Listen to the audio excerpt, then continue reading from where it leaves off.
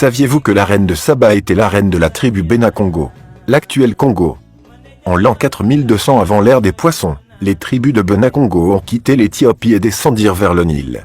Les Noirs de grande taille se sont rassemblés et décidèrent de fonder un pays qu'ils appelèrent Équipata, l'actuelle Égypte. En l'an 4000, l'Égypte fut le premier pays développé du monde, dans tous les domaines, religieux, politiques et technologiques. Toutes les nations du monde venaient en Égypte pour apprendre la sagesse et chercher les nourritures. Face aux étrangers de toute race, des désordres commencèrent à s'introduire dans tout le pays. En l'an 1300, le pharaon Khénatu, Akhenaton, se leva et commença à lutter contre les désordres. Après la mort de Khénatu, les désordres reprirent en Égypte. La tribu de Bena-Congo était maltraitée et ils ont préféré quitter l'Égypte et ils se sont réfugiés en Éthiopie. En l'an 960, la reine Makanda Saba, reine de Saba, de la tribu de Bena-Congo se maria avec le roi Salomon d'Israël. Ce mariage favorisa les migrations de beaucoup de Bena-Congo et de s'installer librement en Israël. En l'an 220, l'ange de l'Éternel apparut au prophète Mbambazulu et lui confia la mission d'être le dirigeant de Bena-Congo. Sous la conduite du prophète Mbambazulu, les Bena-Congo ont quitté l'Éthiopie pour une terre qu'ils nommèrent Dizimba, qui signifie sanctuaire, qui est l'actuel Zimbabwe. Après la mort du prophète Mbambazulu, l'ange de l'Éternel consacra le prophète Isanusi qui devint le dirigeant des Bena-Congo. Après le Zimbabwe, sous la conduite de la prophétesse Mbangala, la femme et 9 mamelles, les Bena-Congo entrèrent dans le désert du Kalahari. C'est là où ils commencèrent à se marier avec les Pygmées. L'union des Bena-Congo avec les Pygmées produisit le Herero, le Baelel, du Namibie qui jusqu'à nos jours, parle des langues semblables à celles des Pygmées, langue clique. En l'an 320, sous la conduite du prophète Nsazukulu Nkanda, les Bena-Congo avaient réussi à prendre les terres de Kuandu, Kubangu Okavambu, Kunen, c'est la terre du Congo d'Iempangala. En 424, sous la conduite du prophète Kodi Puanga, les Bena-Congo ont réussi à prendre les terres du Kuangu, Luangu, Kwilu, Lulua et construire le Congo d'Yakwimba. Après le Congo d'Yakwimba, les Bena-Congo sont allés pour arracher la terre de Katanga. Arrivés au Katanga, les Bena-Congo se sont mariés avec les Katangais. De cette union naquirent les tribus des Balunda et du Congo du Katanga. En 529, sous la conduite du prophète Tutidiatia, les Bena-Congo occupèrent la terre de Nzazavimba, les plateaux de Bateke, et ils construisirent le Congo d'Yaluangu.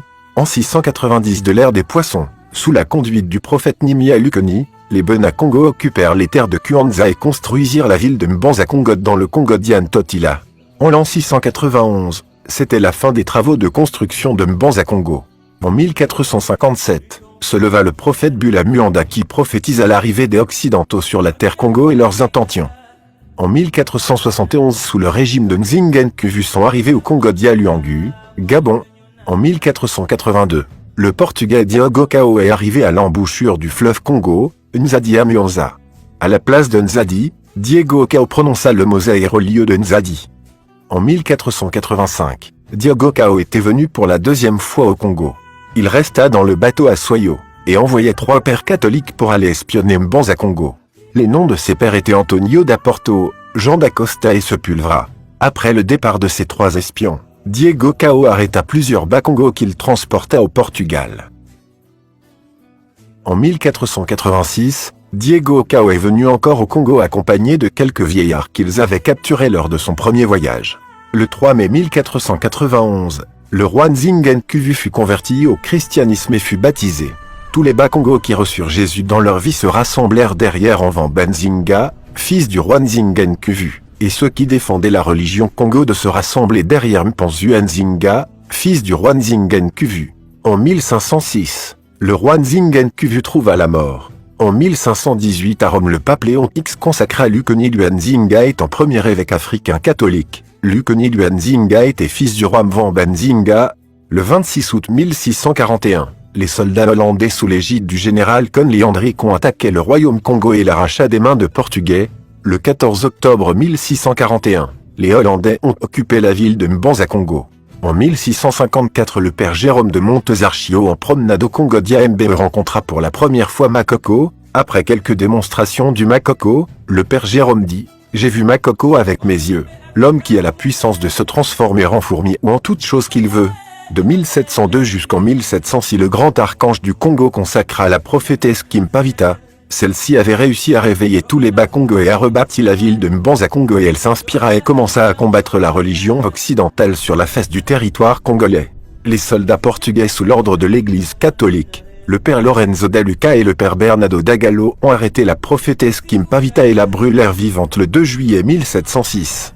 Après être brûlée vive, la cendre de Kim Pavita a formé une neige et disparu dans le ciel. Après quelques minutes, les soldats qui avaient brûlé Kim Pavita ont vite remarqué que Kim Pavita est de nouveau apparu mais cette fois-ci dans la lune. Donc la femme que vous voyez dans la lune est bien la servante Kim Pavita qui porte son enfant Kimbangu au dos. C'est dans cette manière que Dieu a voulu la récompenser. En 1758, beaucoup de Bakongo esclaves en Haïti commencèrent la guerre pour l'indépendance sous la conduite de Makandala, nom transformé par les Occidentaux en Macndal. En 1877, Henri Morton était venu au Congo à la recherche des terres à arracher. En 1880, Savorgnan de Brazza était venu au Congo d'Iambe et proclama Makoko roi. En 1881, le missionnaire Henry Stanley envoya des espions pour venir détruire la ville de Mbanza Congo. En 1885, les Occidentaux s'étaient réunis à la conférence de Berlin pour partager l'Afrique comme un gâteau d'anniversaire. Ils partagèrent le royaume Congo en 4 parties, le Congo Zaïre, le Congo Brazza, le Congo Angola et le Congo Gabon. En 1921, le grand archange Congo consacra le prophète Kimbangu pour devenir dirigeant et réveiller tous les Bakongo. Avec le message du prophète Simon Kimbangu, beaucoup de Bakongo s'opposèrent à la religion occidentale. De 1926 jusqu'en 1942 s'éleva au Congo Siemfua, Brazza, le prophète André Matsua qui lutta contre la religion occidentale. En 1933 le grand archange Congo consacra le prophète Maté Muanda pour diriger les Bangunza et lutter contre la religion occidentale sur la terre Congo. En 1939, le prophète Simon Mpadi se leva et forma l'église des Noirs en Afrique par le prophète Simon Kimbangu. En 1954 Kasavubu était élu président de la Bako. En 1956 Dianjanda Kuntima créa l'église kimbanguiste.